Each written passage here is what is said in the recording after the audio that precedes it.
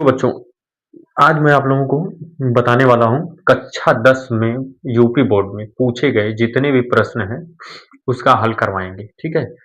जो भी क्वेश्चन पूछे गए हैं पिछले सालों में इसी टाइप का इस साल 2026 में पूछा जाएगा। उसके लिए आप लोगों को क्या करना है, कंटिन्यूअस बस क्लास को देखते रहना है। देखो, और सबसे पहले देखो, ये क्वेश्चन है 1 + sin थीटा अपान 1 + अपान cos थीटा। ठीक है, प्लस कॉस थीटा अपान में 1 + sin थीटा बराबर है 2 सेक थीटा। सेक थीटा ये क्वेश्चन है। ठीक, इस क्वेश्चन को कैसे हम लोग सॉल्व करेंगे देखते हैं। तो हम लोग लेफ्ट हैंड साइड इसको बोलते हैं, ये राइट हैंड साइड है, बायां पक्ष है और ये क्या है, दायां पक्ष है। इसमें हम लोग क्या करते हैं, बाएं पक्ष को लेकर के सॉल्व करते हैं और दायां पक्ष लेकर के हम लोग आते हैं। ठीक है। लेकिन थोड़ा सा ट्रिक अपनाओ, ये ध्यान दो कि कौन सा क्वेश्चन, जैसे जिस साइड वाला बड़ा है, ये साइड बड़ा है, ये वाला क्या है, छोटा है, तो जो बड़ा वाला पोर्शन होगा, पार्ट होगा, उसको हम लेकर के सॉल्व करेंगे। ठीक है, मतलब कह सकते हो कि बड़े वाले पक्ष को लेकर हम सॉल्व करेंगे। तो बड़ा यही है, यहां से लेफ्ट हैंड साइड ले लेते हैं। ये क्या दिया है, 1 + sin थीटा अपान में cos theta plus cos theta upon क्या, 1 + sin। जो पक्ष है लेफ्ट साइड उसको लिख लिए। लिखने के बाद सेम वही मेथड लगेगा जो हर क्वेश्चन में सॉल्व करते वक्त हम लोग लगाते हैं। जैसे ये भिन्न की तरह है, इसके हर में जो है cos थीटा है, 1 + sin थीटा है, इसको लिख लेंगे cos थीटा और 1 + sin थीटा। ठीक, इसका गुणा इसमें कर देंगे, इसका गुणा इसमें हो जाएगा। तो इसका गुणा जब इसमें करेंगे तो क्या आएगा, 1 + sin थीटा का होल स्क्वायर हो जाएगा और cos थीटा का ये हो जाएगा cos स्क्वायर थीटा। यहां से अब जानते हो कि a + b का जो होल स्क्वायर होता है, ये होता है a² + b² + 2ab होता है। तो उसी तरह 1 का स्क्वायर 1 आएगा, प्लस करेंगे तो sin square theta plus 2ab होता है। तो 2 हो गया, a का मान 1 ही है, 1 रहेगा, गुणा करोगे 2 से तो 1 ही आएगा, और b का मान sin theta plus cos square theta. यहां से लिखेंगे cos थीटा और 1 + sin थीटा, जैसे हो वैसे लिख देंगे इसको। यहां से अब देखो, ये sin स्क्वायर थीटा और cos स्क्वायर थीटा इक्वल होता है sin square theta plus cos square theta equal में होता है 1। तो इस दोनों के स्थान पे हम लिखेंगे 1, पहले से 1 है, प्लस इन दोनों के स्थान पे लिख देते हैं 1, प्लस आ जाएगा 2 sin थीटा अपान में आएगा cos थीटा ब्रैकेट में 1 + sin थीटा। ठीक है बच्चों, तो यहां पर 1 और 1 कितना हो जाएगा, 2 प्लस 2 sin थीटा अपान में cos थीटा और सेकंड वाले ब्रैकेट में हो जाएगा 1 + sin थीटा। ठीक है बच्चों, देखो बहुत आसान है, 2 यहां से कॉमन कर लेते हैं। 2 जब कॉमन करेंगे तो यहां पर बचेगा 1 + sin थीटा अपान 2 कॉमन किए तो यहाँ पर 1 बचेगा, कोई नंबर है नहीं तो 2 × 1 तो हम लिख ही सकते हैं। तो 2 जब कॉमन कर लेंगे तो वहां पर सिर्फ 1 बचेगा, प्लस क्या है, 2 कॉमन हो गया sin थीटा अपान में क्या है, cos थीटा लिख दिए, बाकी 1 + sin थीटा। इससे ये क्या होगा, कट जाएगा, आएगा क्या, 2 × लिख सकते हैं, यहाँ पर 1 बचेगा तो 1/cos थीटा, ये हो जाएगा 2।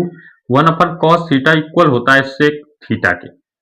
अगर हम राइट हैंड साइड से मिलाएं तो 2 sec थीटा है, मतलब कि राइट हैंड साइड आ गया। अब हम लिख सकते हैं हेंस प्रूव्ड या लेफ्ट हैंड साइड बराबर राइट हैंड साइड। ठीक है बच्चों, इस तरह एक क्वेश्चन क्या होगा, सॉल्व हो गया। बढ़ते नेक्स्ट वाले क्वेश्चन की तरफ।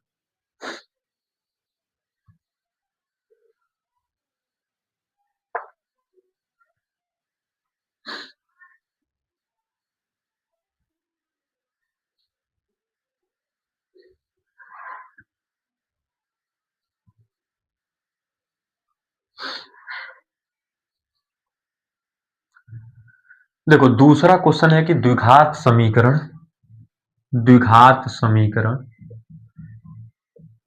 द्विघात समीकरण समीकरण 2x² माइनस 5x प्लस 3 बराबर 0 को हल कीजिए को हल कीजिए।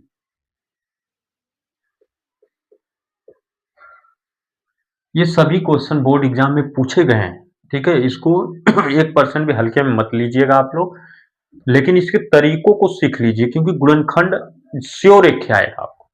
तो उसी तरह का हम जितने भी टॉपिक आपको देने वाले हैं सब उसी टाइप का देंगे, और रिपीट भी करता है क्लास 10th में, तो वो भी क्वेश्चन बताएंगे जो रिपीट करने वाले। कुछ ऐसे क्वेश्चन है जो 100% श्योर रहना ही है। तो चैनल को आप लोग सब्सक्राइब कर लें, बेल आइकन को प्रेस कर लें, क्योंकि अब ब्रह्मास्त्र लगाना है। अब तो जितनी तैयारी आप लोग कर चुके वो हो चुका। अब हमें क्या करना है, डायरेक्ट उस पर फोकस करना है जो बोर्ड एग्जाम में आने वाले क्वेश्चन है, ठीक है। अब चैप्टर हमें नहीं देखना है। देखो, ऐसे क्वेश्चन को हम लोग सॉल्व करेंगे तो क्या करना होगा।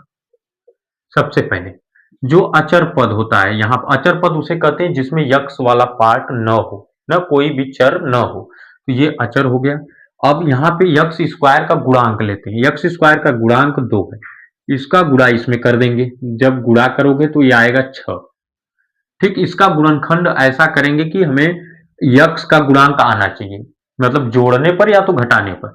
तो देखो 3 दूना के 6, 3 प्लस 2 अगर हम करते हैं तो 5 तो आ जा रहा है, लेकिन 3 में से 2 घटाएंगे तो नहीं आएगा, तो हम जोड़ेंगे। ठीक है, तो यहां पर हो जाएगा 2x² minus 3x minus 2x plus में 3 बराबर 0। ये भी ध्यान देते हैं कि यहाँ पर माइनस है, ये भी माइनस, माइनस माइनस जुड़ेगा तब जाकर के 5x आएगा। बच्चे क्या करते हैं, यहाँ पर प्लस कर देते हैं। अब प्लस कर दोगे तो क्या होगा, ये घट करके यक्स बस आएगा, तो ये रॉन्ग हो जाएगा। ऐड करने पर ये मिलना चाहिए हमें। अब दो दो का पेयर बना लेते हैं। यहां से इसमें से और इसमें सिर्फ और सिर्फ यक्स कॉमन है, यक्स को कॉमन कर लिए, बाकी बचा 2। यहां से एक ही यक्स बचा, क्योंकि यक्स स्क्वायर का मतलब क्या है, यक्स गुणे यक्स, यही है।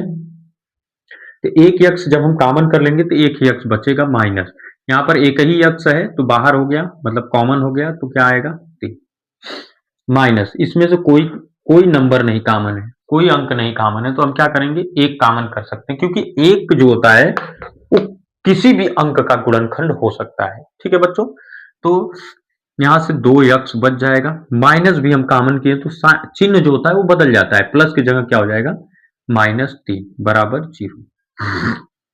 इसमें से और इसमें से कॉमन करेंगे तो 2x माइनस 3 कॉमन है, ये कॉमन कर लिए तो क्या बचा यक्स माइनस में 1, क्योंकि ये और ये कॉमन होकर यहां पर आ गया।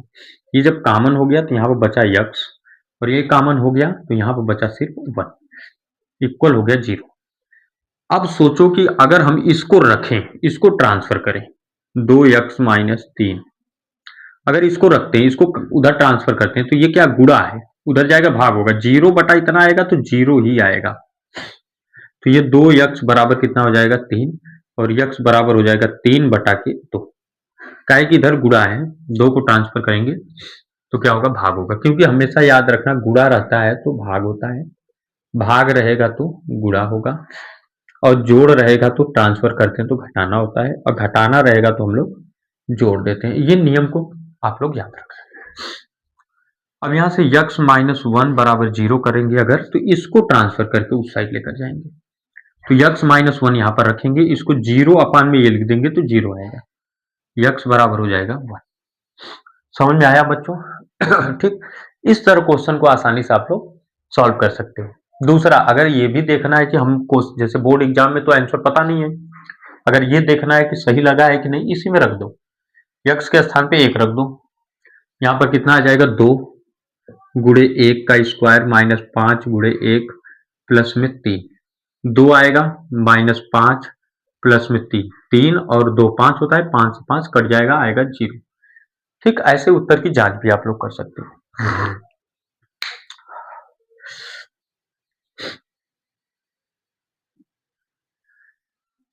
बस लेक्चर में आप लोग क्या करो, लास्ट तक इसको देखते रहो, फुल वॉच करो। फुल वॉच करने से आपको जहां पर भी डाउट होगा क्लियर हो जाएगा। ज़्यादा नहीं, आपको क्या करना है, सिर्फ लास्ट में आपको हम 50 क्वेश्चन बताएंगे, वही जो कि 20 क्वेश्चन एमसीक्यूज का रहेगा। और एमसीक्यू में कैसे ट्रिक लगाते हैं, ट्रिक लगा करके आप 20 क्वेश्चन में मान के चलो 18 क्वेश्चन सही कर सकते हो ट्रिक के माध्यम से। तो आगे बढ़ते हैं तीसरे वाले क्वेश्चन की तरफ। तीसरा वाला क्वेश्चन क्या कर रहा है कि यदि यदि बिंदु, इस तरह के क्वेश्चन भी पूछे जाते हैं, यदि बिंदु यक्स कामा 5 तथा 2 कामा -3 के बीच की दूरी के बीच की दूरी 17 मात्रक है,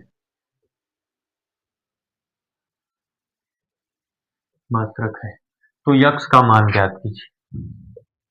तो यक्स का मान ज्ञात कीजिए।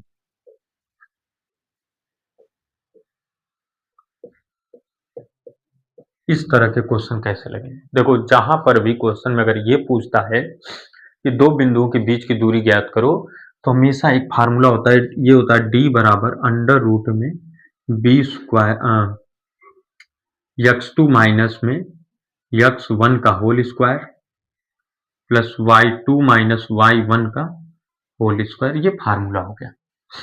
इसमें दिया दोनों बिंदु, ये यक्स वन ले लेते हैं, ये वाई वन पहला है तो यक्स वन वाई वन, ये यक्स टू और ये वाई टू के बीच की दूरी दिया गया है। दोनों के बीच की दूरी दिया गया है, कितना है, वो डी है, वहां पे 17 दिया है, यहाँ पर 17 लिख लेते हैं अंडर रूट में।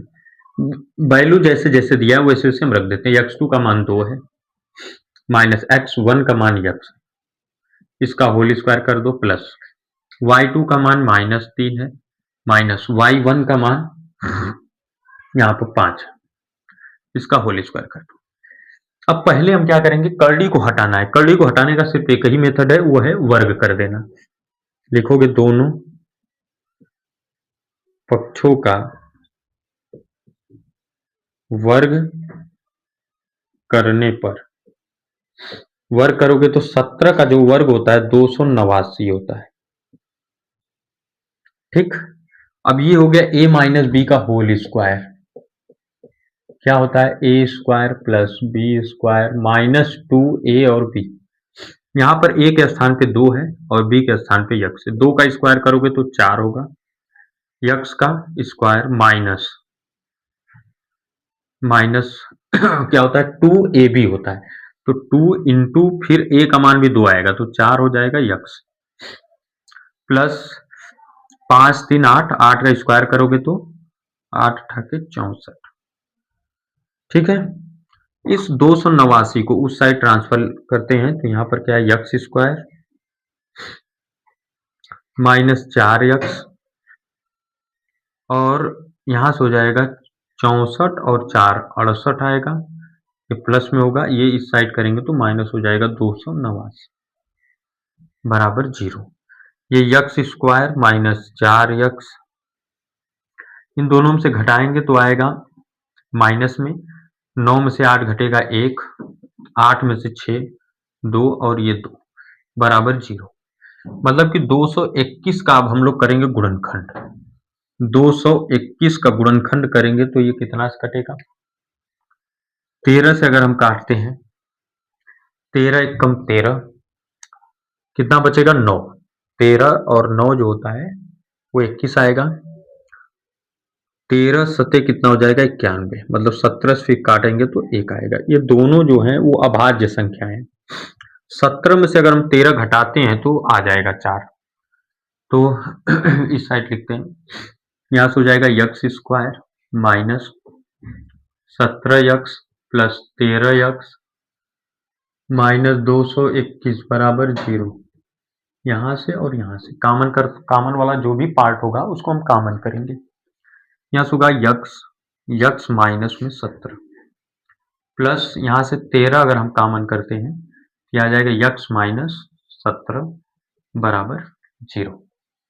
ठीक है बच्चों, अब इस वाले दो पार्ट में से हम यक्स माइनस 17 कॉमन करते हैं तो यहां से क्या बचेगा, यक्स प्लस 13 बराबर 0 और यक्स माइनस 17 बराबर क्या आएगा 0।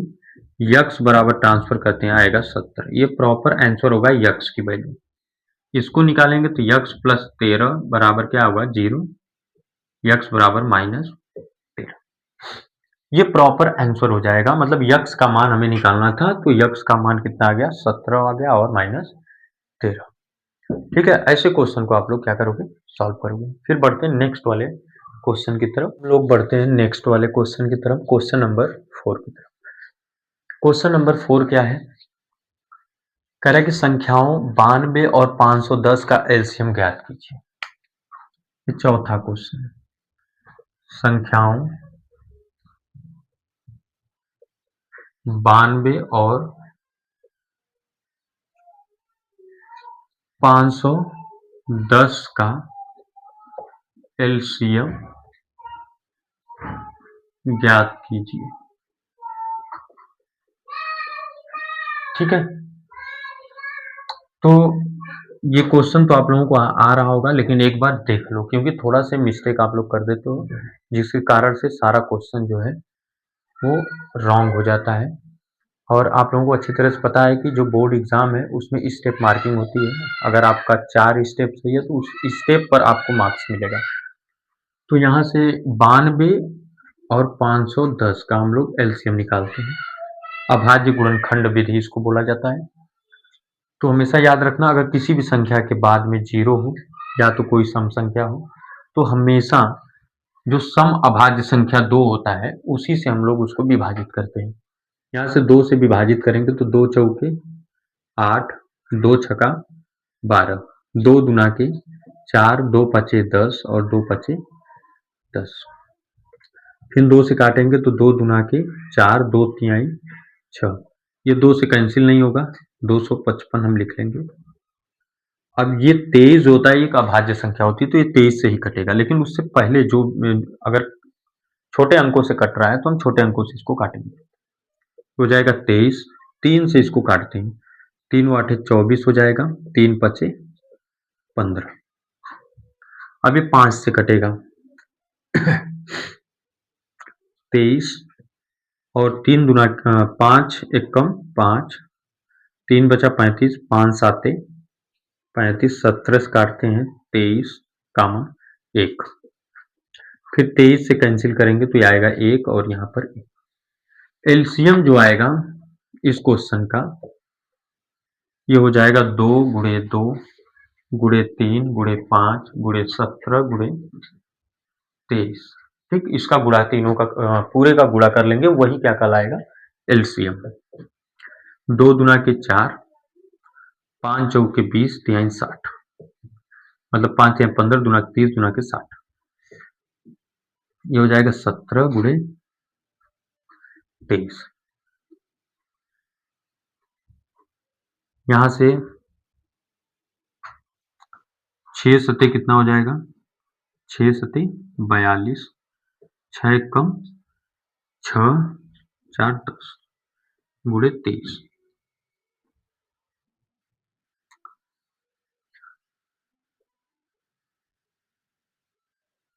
ठीक है, तो यहाँ से फिर 23 से करते हैं तो 0 आएगा, 23 दुना के 46, 4 एलसीएम या 46 पूरा लिख दो, 23 एक कम 23। ये प्रॉपर क्या होगा आंसर हो जाएगा।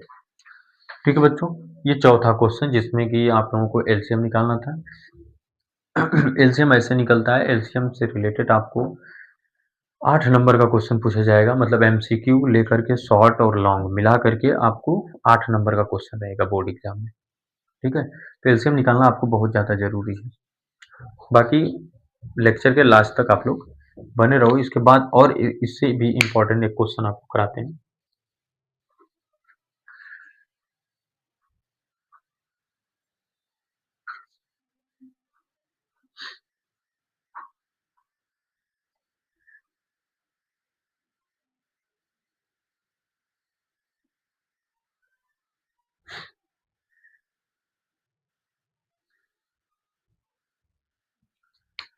देखो 5वां क्वेश्चन है, इसमें दिया है कि यदि बिंदु 1, 4 यदि बिंदु 1,4, 1,-2 और -3,16 संरेख हैं तो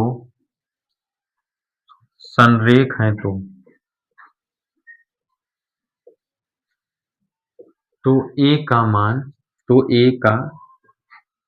मान ज्ञात कीजिए। देखो बच्चों, एक चीज याद रखना, संरेख का मतलब होता है कि दो से अधिक बिंदु अगर एक ही लाइन पर आ जाते हैं तो उसे हम लोग संरेख बिंदु कहते हैं। तो जब संरेख बोलेगा तो यहां से अगर मान लो 3 बिंदु है, तीनों एक लाइन पर अगर आ जाएगा, तीनों बिंदु जब एक लाइन पर होगा तो त्रिभुज का निर्माण नहीं हो पाएगा, क्योंकि त्रिभुज का निर्माण होता है इस तरह। तो जब तीनों बिंदु एक लाइन पर होगा तो तभी कह रहा है, कंडीशन पहले बोल दिया है कि ये संरेख है तीनों बिंदु। तो जब संरेख होंगे तो त्रिभुज का क्षेत्रफल हमें क्या मिलेगा, वो 0 मिल जाएगा। ठीक है, तो इसी कारण जब संरेख बोलता है क्वेश्चन में तो हम लोग क्षेत्रफल को 0 के बराबर लिखते हैं। तो यहां से हो जाएगा 1/2 x1 ब्रैकेट में y2 minus y3 plus x2 bracket में y3 minus y1 plus x3 bracket में y1 माइनस y2 इक्वल में 0। संरेख के लिए हम लोग क्षेत्रफल को क्या कर दिए, 0। ये क्षेत्रफल का फार्मूला है। 3 बिंदु अगर दिए गए हों तब त्रिभुज का क्षेत्रफल इस फार्मूले से निकालते हैं हम लोग। तो ये 1/2 को उस साइड ट्रांसफर करेंगे तो ये 0 हो जाएगा। बाकी x1 का मान, ये x1 y1 का मान होगा, ये x2 y2 का मान हो जाएगा, ये x3 और y3 का मान होगा। इसमें वैल्यू हम लोग पुट करते हैं। x1 का मान कितना है 1, ब्रैकेट में y2 -2 माइनस y3 कितना है 16 प्लस x2 का मान कितना है 1, y3 16 माइनस y1 कितना है 4 प्लस x3 कितना है -3, y1 कितना है यहाँ पे 4 और y2 माइनस है तो प्लस हो जाएगा 2 बराबर 0। और ये 1/2 जो है उस साइड ट्रांसफर करेंगे तो 0 बटा कितना, या 2 का गुणा हो जाएगा, 0 में 0 हो जाएगी फिर पूरी वैल्यू। 16 और 2 कितना होगा -18 प्लस 16 में से 4 घटाएंगे आएगा 12 और a है तो a लिख लेंगे। यहाँ से 4 2 6 त्रिक 18 माइनस हो जाएगा 18 और बराबर 0। 18 और 18 जोड़ेंगे तो कितना होगा -36 प्लस 12a बराबर 0। 12a बराबर, अगर इसको हम उधर ट्रांसफर करते हैं तो माइनस है, उधर भेजेंगे तो क्या होगा प्लस हो जाएगा 36। 12 तिहाई कितना होगा 36, a का मान प्रॉपर आ जाएगा। ठीक है, इस तरह के भी क्वेश्चन संरेख जब दिया गया हो तो सिद्ध करने के लिए देता है, या तो कोई भी यहाँ पर अचर पद दे देगा उसका मान निकालना होगा। इस तरह भी क्वेश्चन दिए जाते हैं। ठीक है।